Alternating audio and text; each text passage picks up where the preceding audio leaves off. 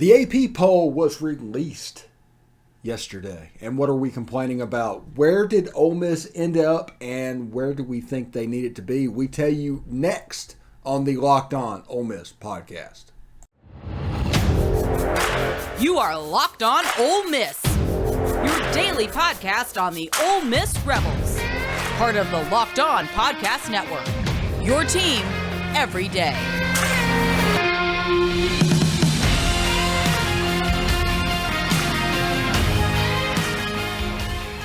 All right, welcome to the Locked On Ole Miss podcast, and thank you for making the Locked On Ole Miss podcast your first listen every day. We are free and available wherever you get your podcast, including YouTube. We're on YouTube. Subscribe to the YouTube channel, hit the bell for notifications, and of course, upvote the video itself. We would appreciate it. Anyway, I am Stephen Willis, at the Stephen Willis on Twitter, and the AP poll released yesterday. Now, let's get straight into this because I do have some thoughts. First of all, Ole Miss came in at 21st, and which is about the point where I thought they needed to be. We had this conversation during the coaches poll last week, but 21st is about the right place. Now, if you look at this, they got Alabama first. Ohio State got like 6 first-place votes. Then there's Georgia. Georgia's replacing a lot on defense. If you want questions about that, SEC After Dark is the place you need to go for that. Clemson and Notre Dame and Texas A&M at 4, 5, and 6. That's kind of a trio of what? Okay. I like Utah there. I like Michigan, honestly, there. Oklahoma at 9 is okay. Baylor at 10 is okay. I have no problem with Oregon at 11. Oklahoma State at 12. NC State at 13. They should be higher. I think NC State might win the ACC this year. They're that good. And Southern California, that's kind of a hype pick. Michigan State, and let's see how they do without that running back. Miami, that's a reputation pick. Pitt, that's off of last year. We don't know what Keaton Slovis is going to be able to do up in Pittsburgh. Wisconsin, I have no problem with. And then you get a triumvirate. These 3 teams are going to be major players in the SEC this year. Arkansas at 19, Kentucky at 20, Ole Miss at 21. They're not separated by much, but all of those games are going to be wars. Kentucky goes to Ole Miss goes to Arkansas. Should be a lot of fun during this season. If you've heard me talk in the preseason, I honestly think that Arkansas game is a loss for Ole Miss because of where it sits in the schedule. Wake Forest at 22, I don't know about that after the Sam Hartman news. Cincinnati, first group of 5 team, coming in at 23. Then you have Houston, who is probably the top group of 5 team. And then BYU, which is technically a group of 5 team. So all of those, by the way, are future Big 12 schools. The only ones missing is UCF. So pretty interesting to look at what's going on in the AP poll. I do think that Ole Miss is about where they kind of need to be. I think too much higher, and all of a sudden you're starting to deal with expectations for a young team with a lot of pieces coming together. Now, I'm not saying I think Ole Miss is ranked in the right place where they are talent-wise. I don't believe that, but I think they are where they need to be, if that makes sense. So round 21 is the right spot for that. You have potentially Jaxson Dart or Luke Altmyer. You have a bunch of young guys, and it can absolutely avalanche towards the end of the season. It can go the other way too, but it can absolutely avalanche towards the end of the season with how much talent this team has. So,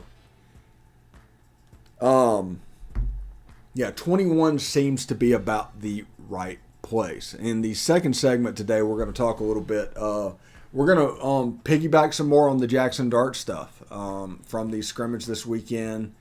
Lane Kiffin did speak last night. We will have a separate video for that, but we will kind of give more thoughts on where this quarterback situation lands. And in segment 3, we have Derek Vandygriff putting on his other half.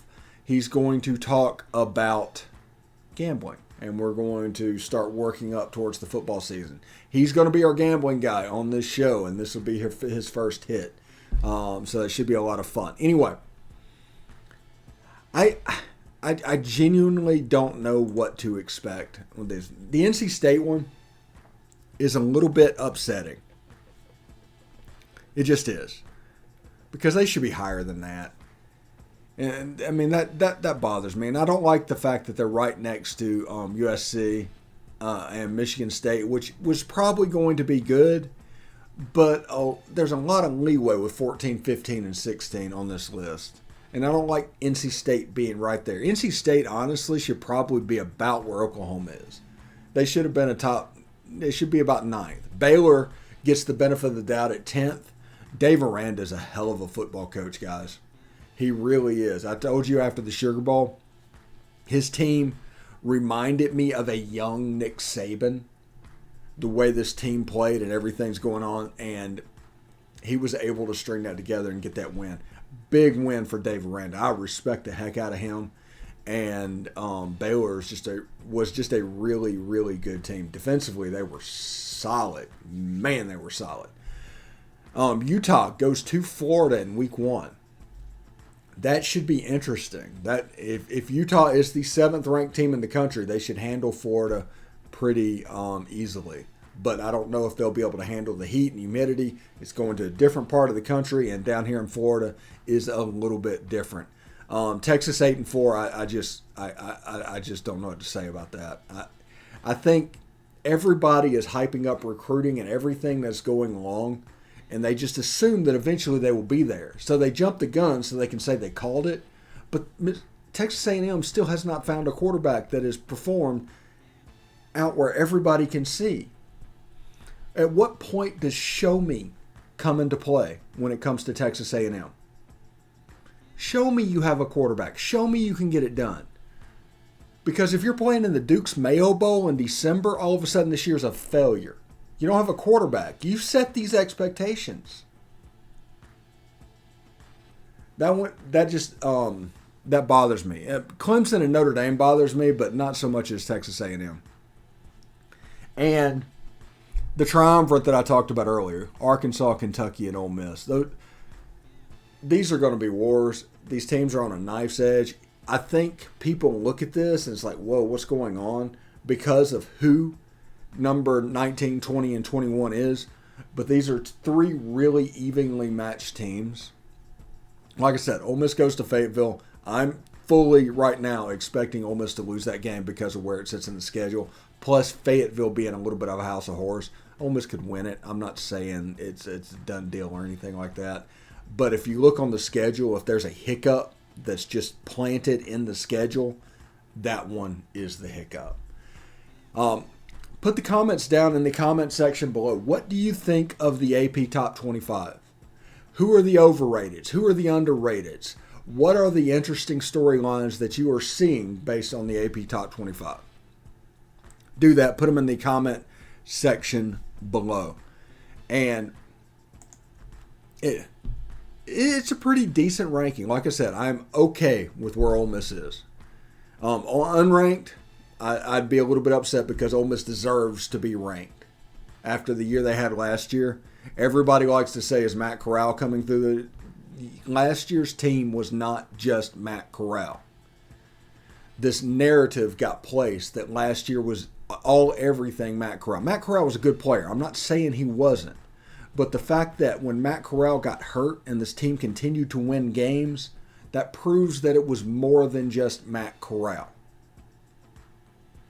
So whenever people say that this team was all Matt Corral, that bothers me. That is a disservice to Snoop Connor, Dontario Drummond. Sam Williams, that defense became actually really good. The defense is the reason Ole Miss beat Texas A&M, not Matt Corral. Again, not saying that Matt Corral was any sort of a bad player or overrated or anything like that. I'm just fighting back on the notion that last year was a one-trick pony and everything was done by Matt Corral himself. That was a narrative that came out of somewhere. I don't know where it happened, but just all of a sudden it was there. And then the Tennessee game happened, and all of a sudden people wanted to just crown him for amazing. I think it was them trying to make him a little bit better than he was, honestly. And they were trying to justify the reason. It's like, hey, Matt Corral should win the Heisman, and this is why. I think that is where that narrative came from. Not necessarily, because if you look at what happened on the field, that's not the story at all. But, like I said, Matt Corral is a great quarterback. He's going to be fine in Carolina. As long as they don't force him in this year, he is going to be fine. But let's go ahead and tell you about BetOnline. BetOnline.net is the fastest and easiest way to check in on all your betting needs. Find all of your favorite sports and events at the #1 online source for odds, lines, and games. Find reviews and news of every league, including Major League Baseball, NFL, NBA, NHL, combat sports, esports, and even golf. BetOnline continues to be the top online resource for all of your sports wagering information. From live in-game betting, scores, and podcasts, they have you covered. Head to BetOnline today or use your mobile device to learn more about the action happening today. BetOnline, where the game starts.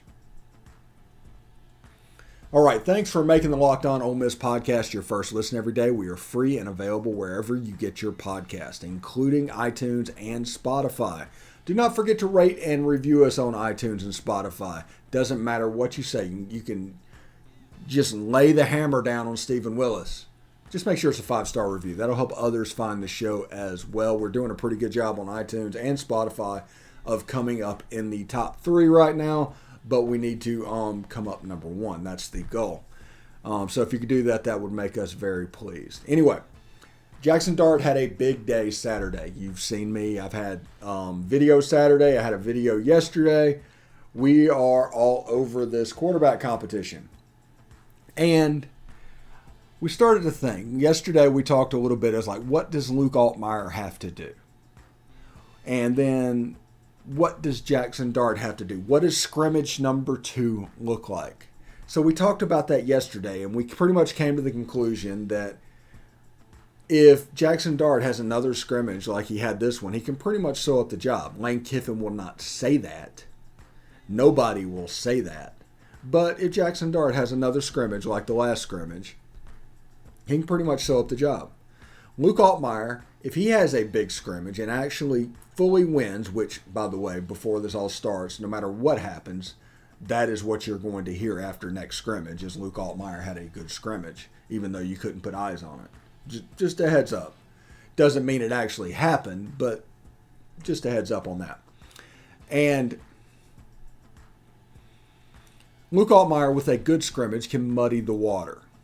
And that is what Lane Kiffin needs at this moment. He needs the waters to be muddied a little bit. Not necessarily for real, but just for public perception. The same thing that forces people to ask questions about Kincaid Dent and things like that. And all of a sudden this narrative that happens at a press conference. He does a fantastic job of dominating the press conference. Lane Kiffin really does a phenomenal job at that. But the narrative after the scrimmage, he basically spins the walk in there. It's like, what do we want to talk about? And after the last scrimmage, it was about Kincaid Dent. And then people took the bait. And you see stories about Kincaid Dent. And it's all because they need the competition to go on as long as possible. Preferably into the week of the Troy game. Actually, preferably up until about the Troy game. But that doesn't mean it's necessarily true. Saturday, we had our eyes. We all know what we saw. We saw a quarterback that looked completely different from spring, somebody that was more comfortable, throwing a good football, absolutely dominating the proceedings. That is what we saw. So afterwards, whenever they come into the press conference and they say that, everybody kind of rolls their eyes and they go, okay, coach. They play the game and they do what they need to do. But your eyes don't lie to you in that situation. But coming up for scrimmage, too, there is no eyes. You can't see. You're relying on Lane Kiffin and the players to tell you what happened. So what you need to look for is perfectly worded questions. And I don't know if anybody is going to ask the questions to the players in this way, but they need to figure out a way to basically get a clue, because the way these press conferences work is you can pretty much glean 3 or 4 facts out of each press conference. Now, there's a bunch of stuff that they're wanting to say, but most of the time it is all misdirection and look away and talking to the team through the media. You understand all of that stuff. But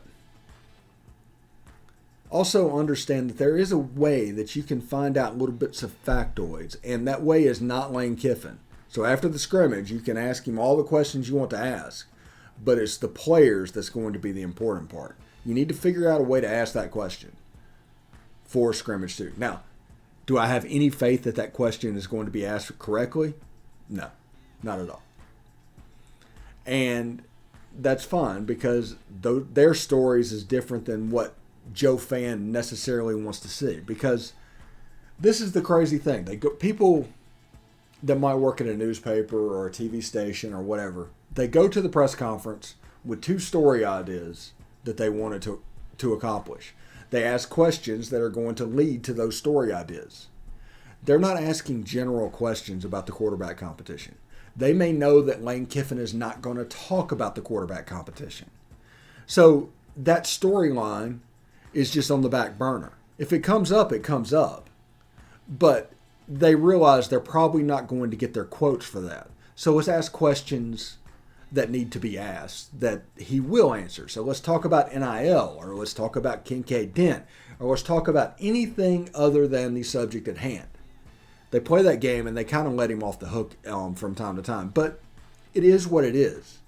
But understand, when you watch the press conference after the scrimmage next Saturday, if there even is a press conference, I don't know about media availability, try to glean individual factoids. It's not anything where you need to find out what's going on, but try to figure out little things that are said. Little things that might be second nature that they let slip. Little things that other people might overlook. And what I'm telling you to do is overanalyze what they're saying. That's what I'm telling you to do. Because if you go in there and take everything at face value, you're going to leave disappointed and you're not going to have a clue what's going on. It's what it is. Because scrimmage number 2, the scrimmage this Saturday, is now the most important scrimmage in several years in Ole Miss football. After the first scrimmage. Like I said, if Jaxson Dart wins that scrimmage, if he performs the way he did in scrimmage 1, he will win the job. Period.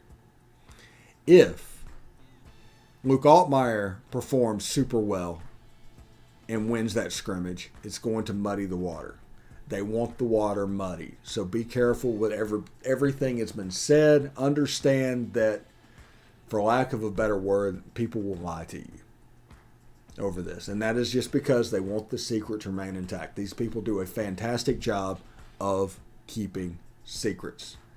Anyway, coming up right after the break, we have Derek Vandygriff, who is going to talk a little bit about gambling, and we're going to talk about why is Vanderbilt a 7-point favorite in Hawaii.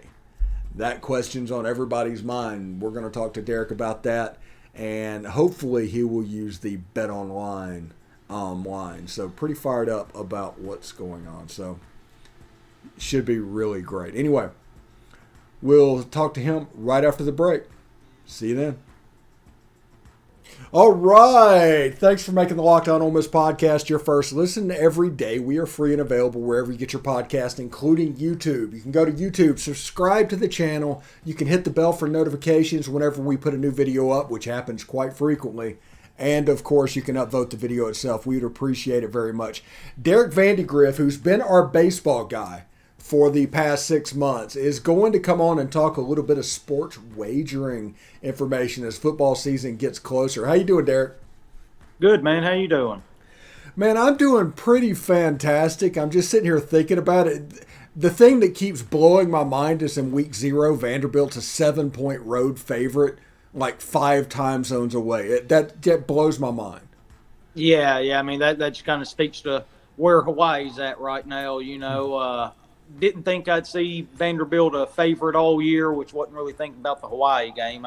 I know they're in tough shape, but man, a touchdown favorite on the road going that far away, it's definitely not one I'm going to touch, but man, that's definitely something I didn't expect to see this year. Yeah, it's one of those situations where you look at Vegas, it's like, do they know something that I don't know? What is going on here? Yeah, and Hawaii, they had the mass exodus last year, after the whole coach fiasco and all that, and they got what was it, Timmy Chang, that old quarterback for them? Yeah, he's the new head coach for them now, and basically having to rebuild that thing from the bottom up. I mean, it's a disaster over there right now. They're trying to build them a new stadium or something, from what I understand. They're not playing at the Aloha Bowl anymore, so they're having to play on a on-campus stadium they have, and I think it holds like 9,000 or 9,500 people, something like that. So, that'll be something Vanderbilt's used to with their home games in Nashville too. Yeah, they might outdraw Vanderbilt, actually. Yeah. Seriously. So what are you looking forward to going into this football season? What are you kind of – how about this? What is some bets, not necessarily games, but some way you're thinking about betting games that you can tell other people about before football season starts? Oh, yeah. One of them I really like right now is actually in week 1 instead of week 0. But Oregon and Georgia, I mean, they've got Oregon as a 17-point underdog right now. And I know Georgia's good. They're one of the best programs in the country, and they've kind of taken that Alabama mentality where they don't rebuild, they reload. You see all the first-round picks they lost off that defense from last year, and they're just going to plug 5-star guys in right behind them, But, it's not going to be quite as dominant as what some people thought was the best defense in college football history. So that was a really big number. I was blown away when I come across that, saw they were giving up 17 to Oregon. So that's one I'm going to keep my eye on, and I'll probably end up taking that one if it stays at 17. But, we got a long way to go till that comes. It can go up or down one way or another right now. But, Oregon with Dan Lanning taking over, coming from Georgia, he would obviously know how to attack Georgia the best. And, you got Bo Nix over there. That's kind of an interesting transfer. He was up and down in his career in Auburn. So, you would think maybe he can make enough plays to at least keep them within that number. So that's one I'm interested in seeing. Kind of one of the running jokes with me and some buddies of mine is me and another friend, we always love betting on Brett Bielema over there in Illinois. We were big on betting Burt last year, and they're for the first few weeks. Vegas finally caught up with them a little bit. So that was one I was looking at earlier today too, and one you had up on the screen earlier, Nebraska and Northwestern. That's an interesting game because they're playing that all the way in Dublin, Ireland. That's a long way for both teams to travel. Scott Frost obviously on the hot seat right now. Might have a little bit of a sense of urgency, see if he can get that thing turned around. So that was an interesting game, one I'm looking forward to watching too. Yeah, it's an interesting dichotomy in week 1 because it's like halfway around the world college football games, because Dublin, Ireland is probably the other side of the world from Honolulu, Hawaii. So it's about as far as you can get, but it's like it's like Western European time zone in Great Britain, right by the time zone there in England, and then you go all the way, and I don't even know what Hawaii plays in, but it's like 3 hours past Pacific time zone. Yeah, it's way out there. But that kind of tells you the way college football's growing too, and you kind of see it now with the transfer portal and NIL, all the money that's come into the sport. I mean, it's been coming in for a while. Now they're actually just able to divvy it out a little bit, but it's not just a United States thing anymore. They're kind of taking the NFL model and taking it overseas. And, I'm sure there's going to be a ton of people there to watch it too. I know the NFL's done well overseas and all. So yeah, they're going to give that a shot with college football. And I think it's a great idea. And I'm really interested to see that game and see the crowd that shows up for it and everything, But again, mainly the Scott Frost storyline. That's kind of the big thing with Nebraska, the alma mater, coming back and trying to rebuild that program to what it once was, and hadn't quite gone to plan. But last year the record didn't really show it, but if I'm not mistaken, every single one of their games was a single-digit game. I'd heard that a few weeks ago. So it hadn't resulted in wins and losses quite yet. Maybe it will this year with the sense of urgency, knowing that he's on the hot seat the way he is. So that's definitely a storyline to follow this college football season. Yeah, with Nebraska, that makes me nervous is last year they had about the worst special teams that I've ever seen in college football. I want to see that that's corrected. So if they can just kick a field goal, get off a punt, they might be in good shape. So Ole Miss ends on BetOnline.net. The line is 7.5 over and under regular season wins. Where do you sit on that one? Over. Over? Yeah. You look at it, I think we win our 4 non-conference games. So now you're talking about going 500 in the SEC just to hit the over, right? So you say Vanderbilt. Well, there's one. I know Kentucky's going to be a heck of a task in Oxford, but I do think we're going to win that game. So that could be 2 right there. But any combination of Kentucky, Auburn, LSU, Mississippi State, and that's without having to get into the Arkansas, Alabama, and Texas A&M games, So I think we can get to 8. I think that may be our baseline going into this year, but Ole Miss has got a long way to go as far as answering questions too, right? There's a lot of big question marks we got to answer. Who's going to be the quarterback? How are all these transfer guys going to end up kind of coming into this offense and being able to play? And defense too, we've got a lot of new faces over there too. I think we're going to be fine on that side of the ball. We've developed some real depth on the back end and the secondary and up front. Probably more up front than we've had since 2015, something like that. As far as being able to rotate guys in and out. So you probably or hopefully won't be seeing defensive linemen playing 55, 65 snaps a game. Kind of keep guys fresh and have your best guys in there towards the end of the game to get a stop for you when you want to. So there's definitely a lot of questions in there, but I got faith in Lane. He's going to figure out this whole quarterback situation. We're in a lot better position than most people are. I think we have 2 quality SEC starting caliber quarterbacks on our roster. You can only play one. Everybody knows that. And if you have 2, you don't have 1. I don't want to see guys getting swapped in and out. I think he's got to make a decision here in the next week or so, something like that, and start getting those guys acclimated to whoever the first team's going to be. Do the same thing with receiver. And, of course, we've got this loaded running back room, which I think we're really going to lean on this year. I think we've talked about it a couple times, even through baseball season, just bringing football up here and there, that, everybody has this misconception about Lane Kiffin's offense being this wide open, chuck it downfield, throw it all over the place. And, he does do that. He wants to take his shots. But look at him since he's been here. He's been in the top 3 in the SEC in rushing yards overall every single year he's been here. And I expect this year to be no different. He's going to sit back. He's going to run the ball, set the tempo that way, and let that open up the passing game so he can break in a young quarterback this year. Yeah. Did you were you able to attend the scrimmage this past weekend? No, I wasn't able to make it this Saturday. Okay.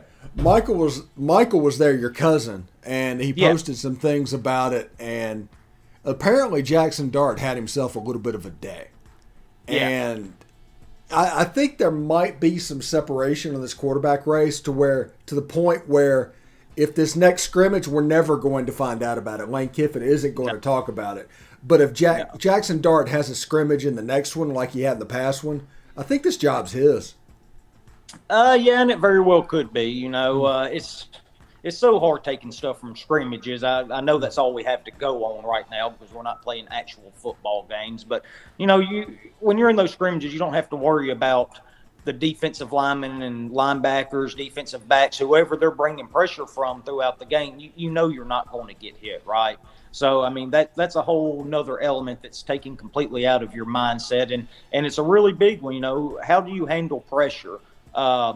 And from what I've read and heard and stuff like that from the scrimmage, we had a heck of a time blocking the middle of our defensive line. We had a lot of pressure coming from from the middle of the line basically all game, but again, they're not going to get there. They're not going to tackle them and get them to the ground, this, that, and the other. So, sit there, roll out, escape a little bit, and then fire one downfield. And, it's going to be a little different when the pads come on and you got somebody else on the other side of that ball, though. And that's really what will be interesting to see, which quarterback can handle that kind of pressure when they're actually faced with it. But again, kind of like we talked about, you got to make a decision before you're able to see that anyway. So, but yeah, Dart apparently had a very good practice. I saw Altmyer's numbers too. He seemed to do pretty good too.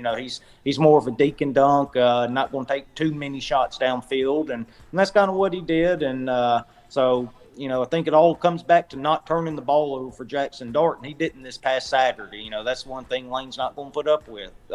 If he's got another option behind you and you're going to sit back there and turn the ball over, he can't score if you're turning it over, and he wants to score, and he wants to score 100 a game. So, but again, that's all questions that will be answered later on, when we get somebody else on the other side of that line of scrimmage. All right. Derek Vandygriff, our gambling expert. He's also going to come by and talk some Ole Miss football because, why not if he's here? Because that's what we want to do is talk Ole Miss football. But we're going to have him regularly like we did during the baseball season to talk gambling and all that stuff and the Ole Miss football games. We might not have him next week. We might have him next week. I don't know yet.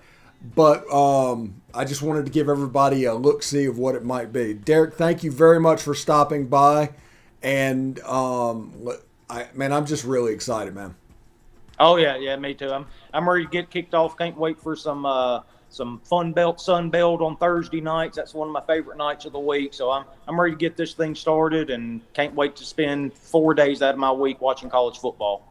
Yeah, that's exactly right. Anyway, get more out of the SEC by making Locked On SEC your second listen. Every day, host Chris Gordy and his local experts of Locked On take you across the SEC in 30 minutes or less. Make Locked On SEC your second listen. Derek, we will see you next time, buddy. Thank you a lot. Howdy toddy, bud.